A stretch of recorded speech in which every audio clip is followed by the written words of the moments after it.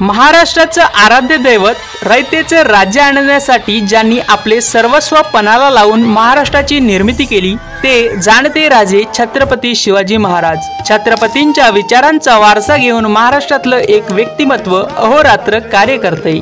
नाव आहे माननीय सुधीर भाऊ मुनगंटीवार।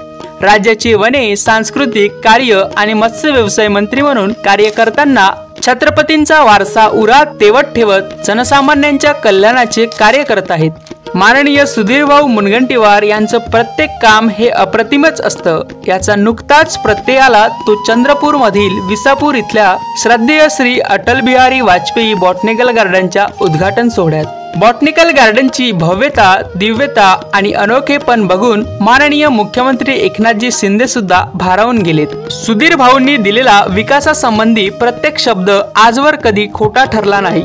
दिलेला प्रत्येक शब्द आपली नैतिक जबाबदारी मानून ते कार्य करतात। विकासाची दूरदृष्टी असलेले माननीय सुधीर भाऊ मुनगंटीवार म्हणजे जणू महाराष्ट्राचं सद्भाग्यच। भारतीय जनता पक्षाच्या या प्रखर निष्ठावान कार्यकर्त्यानं जनप्रतिनिधी, पदाधिकारी आणि राज्याचे मंत्री असं 1995 पासून दमदार प्रवास करीत आपलं सर्वस्व पणाला लावलं। ते या राज्यातील गोरगरिबांच्या आणि दीनदुबळ्यांच्या उद्धाटनासाठी।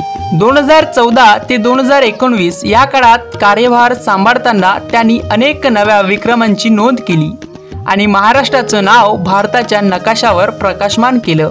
50 कोटीहून अधिक वृक्ष लागवडीची मोहीम प्रचंड जनसहभागातून यशस्वी करणारे माननीय सुधीर भाऊ मुनगंटीवार ठरले महाराष्ट्राचे पहिले विक्रमवीर वनमंत्री।